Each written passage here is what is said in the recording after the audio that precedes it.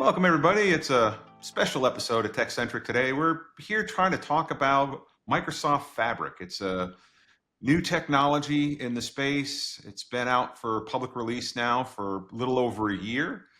And we wanted to talk with some experts who work on this platform regularly and really try to understand what is it and try to educate everybody in the audience about what they need to know about it. So before I do that, I just want to introduce the group we have with us. So we have Jeff Alto, a longtime senior solutions data architect in the space. He's worked on a variety of platforms, including tons of Microsoft platforms. Thomas Roman, a data architect in the space who's also worked on a variety of different platforms, including Fabric. And Josh Higginbotham, a Microsoft data platform MVP and Fabric RTI expert. So let's jump right into it, folks. And I'm going to give you the honor, Josh, of the first question. So help the audience understand here. So what is Fabric and why are we talking about it here today? Thanks, Chris. So Fabric is by nature a unified AI-powered data platform built mainly to simplify data management and analytics. There are some components to Fabric that have enabled other workloads to go against it, but at the most part, it's built to ease the burden to be able to spin up resources in the analytics space, to be able to build your reports, alert on events occurring with real-time intelligence technologies, and just kind of ease the burden of teams working together. It kind of brings all of your engineering groups together, whether they're data engineers, data analysts, data scientists together in one platform to be able to collaborate together in this kind of like SaaS architecture within it. The one ring to rule them all of data platforms. Exactly. Is that what I'm hearing? Okay. Mm-hmm. So I hear that, and I've got to ask, so I'll ask you, Jeff, I'm sure there are competitors out there that would argue that, well, wait a minute, we're the one ring to rule the data universe. So who are these folks, and how are they similar? How are they different? What's the ecosystem look like if I'm a executive out here and I'm trying to figure out what should my data platform be? Who am I going to be looking to?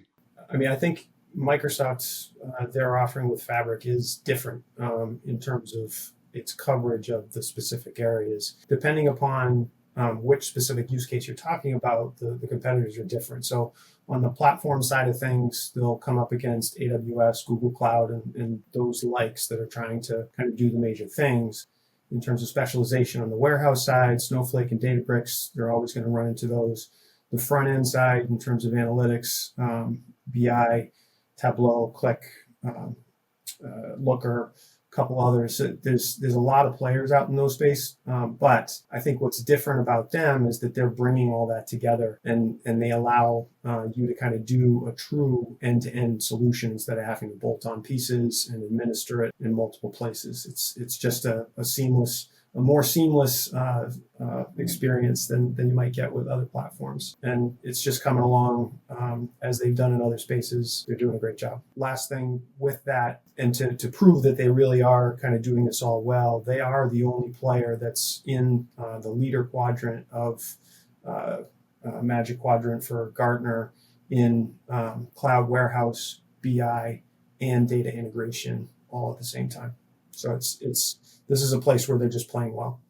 Man, if I may add, Jeff, like one of the really interesting things about Fabric and what's unlocked a lot of ability for our clients to adopt Fabric is the fact that you have both low code ability to deploy solutions as well as more deeper code-based environments to build. So I don't have to worry about spending 6 months to a year upskilling a team in languages like PySpark and Scala and all that. I can have them build with this low-code environment while they learn, so then when we get to the point where we have to do like advanced analytics, they'll have the skills needed, or it may mean that I can hire people while we're working through that initial rollout. And that's powerful to an organization. Yeah, the supportability side of that is really important, to be able to not have to hire 10 new people to be able to support this thing. And like Josh is saying, they can kind of come up to speed as they need to do deeper and deeper things. It's a big differentiator, starting on the T-SQL side and then being able to move forward into something more robust. So, I mean, I think I already heard one reason why consumers should care. It sounds like it's an easier lift, especially, I'm assuming, if you're already a Microsoft shop. Tommy, weigh in here. I mean, what's your perspective on if I'm someone who's a potential buyer of this thing, why should I care? I know Fabric has a whole series of modules in it. Are there specific modules that really kind of stand out that are sort of the big highlight message of you really should care as a consumer of this type of stuff? So yeah, so the first question, why a consumer would care. If we think about juggling multiple tools, for example, data processing, analytics, AI with Fabric, you get a single platform that simplifies operations and improves efficiency. I think that's been brought up a little here. So we're talking about an all-in-one data analytics platform that integrates, data engineering, data science, real-time analytics, business intelligence. And this is very important in the data space because, businesses, they usually struggle with having a centralized environment. So, when you get into talking about unified data foundation with Fabric, you get, a single source of truth. All teams in the, different departments within the company, they access the same data, the same updated data. There's no more data silos. Why is that important, you may ask? It breaks down barriers, between those departments. So the support, of those multiple data formats as well. You have files, databases, real-time streams. Those are the kind of the bulleted points, that I like to bring up. Also, what I would, one of the modules that I would, really should be interested in is, the AI and automation in Fabric, using Copilot, So in Fabric, you can, automate data processing. No need for manual interventions in your ETLs. You get AI-driven insights. This allows you to identify trends, anomalies, predictions. You can also use natural language queries. Users can ask questions, in Copilot in a natural, language in plain English instead of coding queries. So I think, those are one of the major components, in Fabric is using AI and Copilot there. Companies can accelerate insights, making data-driven decisions faster and smarter. There's a lot. And, I've used Copilot in, most recent project, and it really helps. It really does. Wow. Just to add a little bit to that, I mean, just making it more accessible to end users, the native support of Microsoft 365 tools, so integration with Excel, integration with PowerPoint, also just makes this data more usable and being able to get value out of it. And that's not something that you have with other competitors within the space where you're dealing with plugins or other ways to kind of get that out and make it more usable. It's built in, so it just makes life easier. I got to tell you, I hadn't thought about how much the Copilot stuff had interwoven into this thing at this point. But is the angle there? Do you think that Microsoft's going after is how do I make access to data and movement of data and leveraging of data just more broadly accessible to the masses?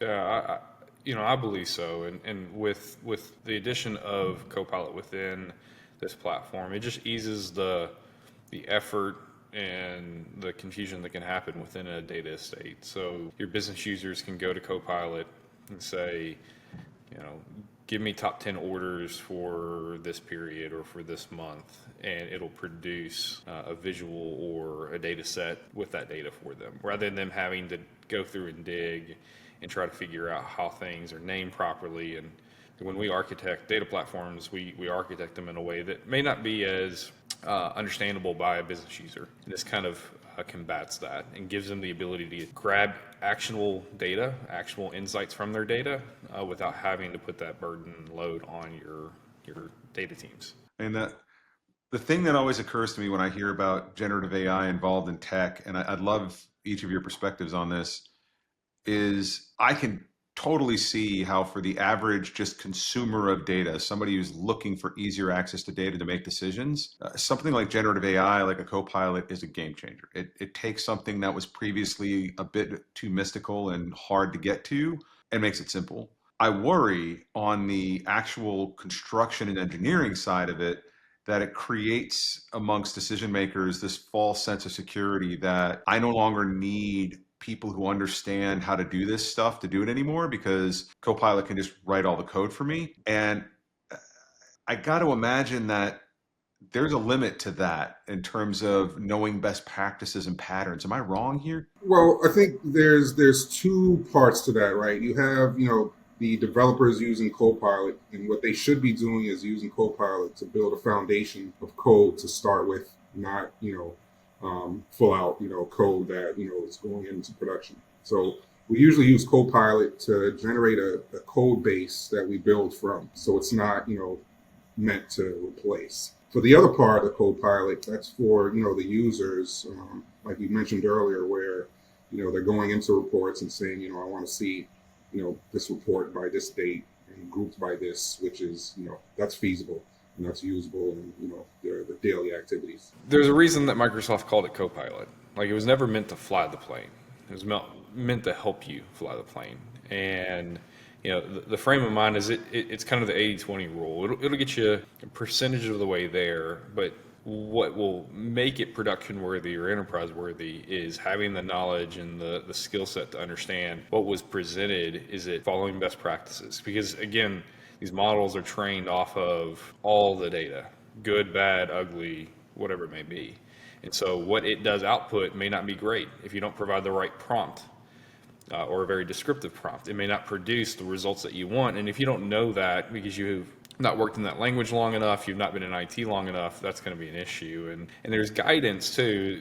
Copilot, yes, you can turn it on and start using it, but there's guidance that says that Copilot's going to work more effectively when your tables are structured this way, your columns are named or structured this way, things like that. And that's going to require a data professional to be able to go do that work. You're not going to be able to put that on your end users to support that. Yeah. So there's still that engineering tools, component here.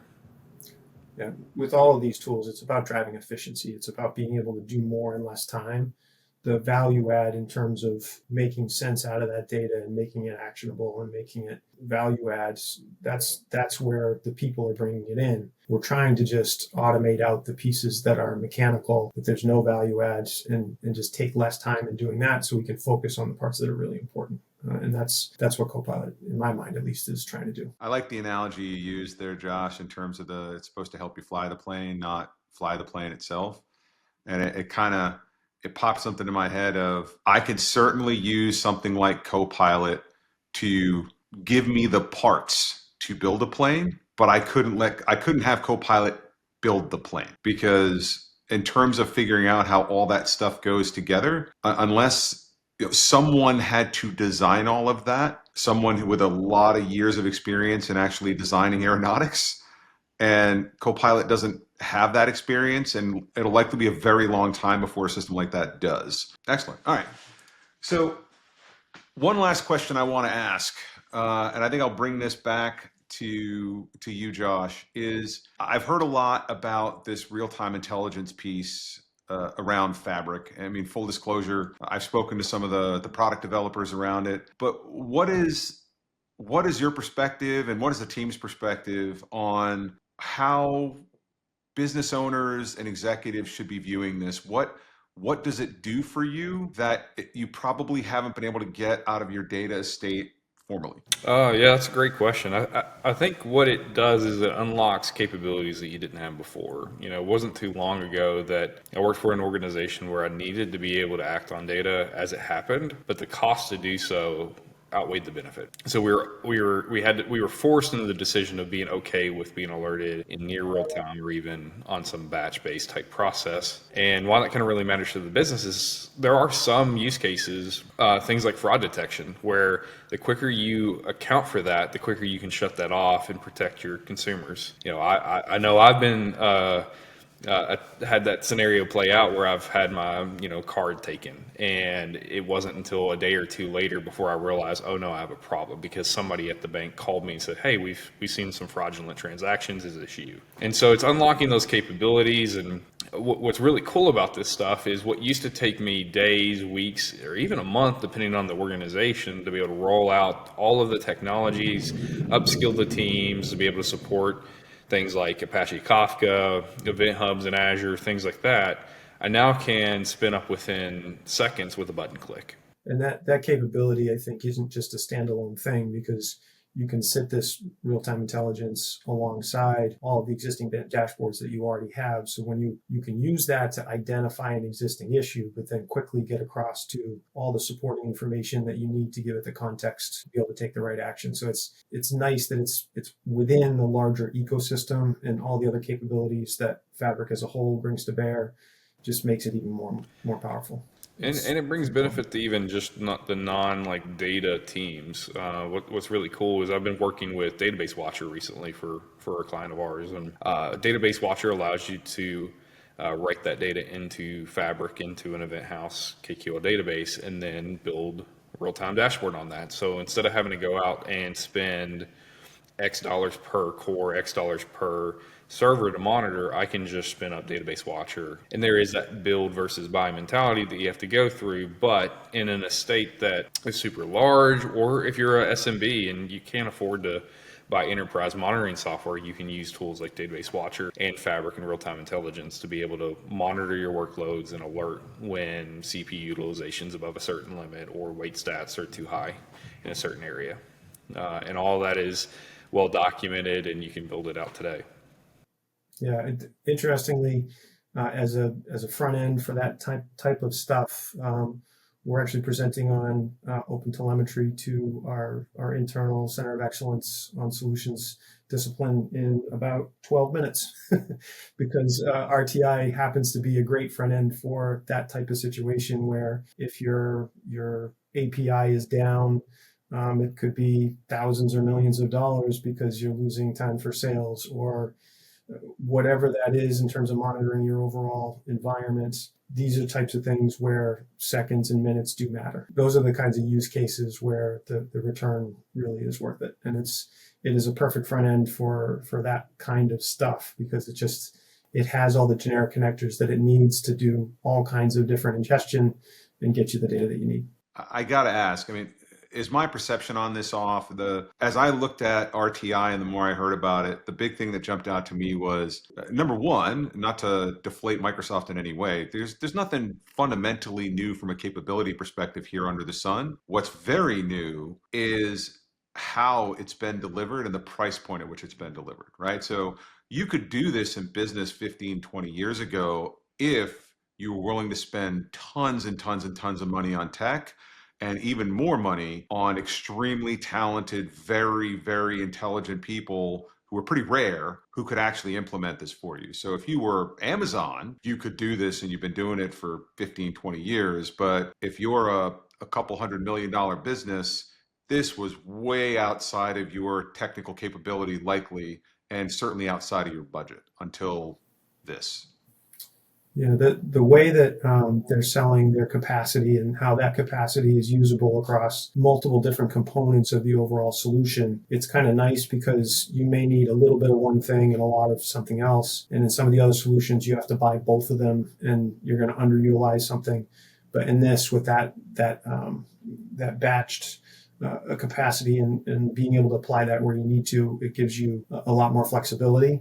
At the same time, on top of that, in terms of a level of capacity, they've got bursting and smoothing capabilities that allow you to kind of go slightly above that capacity for very short terms to allow them to not have to purchase that next level. But then also on the other side of that, if you want to try and keep that within a capacity, they can put on throttling tools that allow you to keep kind of at that level and make sure that you're not overutilizing. So they really are making it, the management of the cost side of that is at a different level than you can do with the other tool sets that are out there. Jeff, it seems like you've been working in cost management a lot. I think you spent some time there. That's good. I think they should record that and use that for other materials. There you go. No, I agree. I think one of the things that you have to be cognizant of is, you need to make sure that your engineering teams are educated in the ways that CU utilization works within Fabric, and everything has Just some real quick, CU. Explain CU. that. Oh, CU is in capacity units. So like when I go out and I build or buy an F64, what I'm buying is 64 capacity units per second. And over a 24-hour period, I can't go over a certain percentage of that before I start to get throttled or get charged overages, things like that. And every workload, and underneath those workloads, every work type will have some cost associated to it. And when you hear the word cost, for the most part, not all items within Fabric, but most of it has a CU cost. So you'll see it in a 1.26832 whatever CUs per second per hour. And so when we're building out architecture in Fabric, we have to bring all the components together, try to understand what the workload is going to look like, and then estimate that based off of what we know within the pricing charts. And once you get your head around it, it's fairly easy to understand. And what it does is it allows your engineers to know the impact of adding another item to this event stream, things like that. And you can get visibility of that consumption coming out of the management APIs and be able to do analytics on that side of things too. So you can understand, okay, I've got this specific activator running X amount of time. Is it really worth taking 25% of my capacity, or should I be trying to manage this a little bit better? So there are ways to be able to optimize that side of things too. It sounds like if I were to try to button this thing up, the big differentiator that Microsoft's making here with Fabric in general is it's not that they're necessarily doing something that was technologically impossible before. It's that, once again, as seems to be their reputation, they're doing it in a way that is the most cost and business friendly it can possibly be. They're also future proofing as well.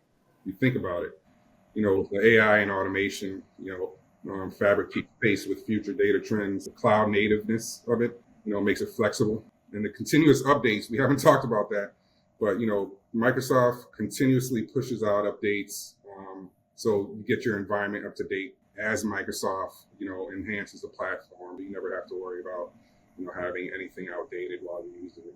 Yeah, they release stuff almost quarterly at this point, don't they? New features and stuff for Fabric. There are periods where I believe it's up to even weekly. Wow. Which is really cool. When we were presenting the Real-Time Intelligence Roadshow last year in 2024, we presented across 3 cities in 3 days, 4 days, something like that. And we actually saw features roll out throughout that week.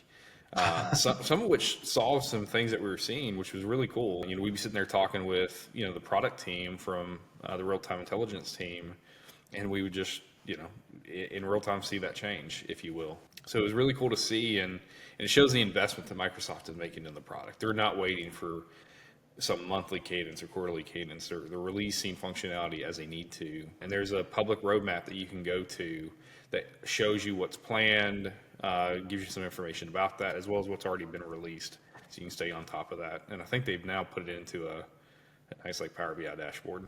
Well, sounds like over the next year, we're probably going to hear a whole lot more about Fabric. I know Microsoft's fiscal year ends here in June, which, good Lord, their fiscal year is already almost 3/4 of the way done. So I suspect we'll get a whole lot of net new announcements here in about 3 to 4 months. So looking forward to that. And maybe I'll have to get you guys back together, educate me and the rest of the folks here on all the things that are coming and are changing within Fabric. Either way, thank you so much, folks, for spending some time with me here today. This has been very helpful. Hopefully the folks at home got some education out of all this.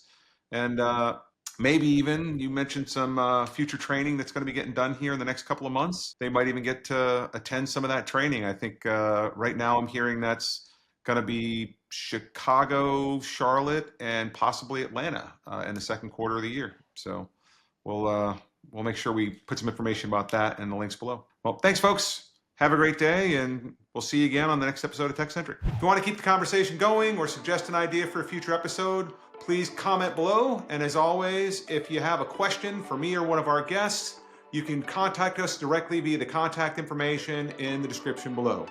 Thanks again for joining us, and we'll see you in the next one.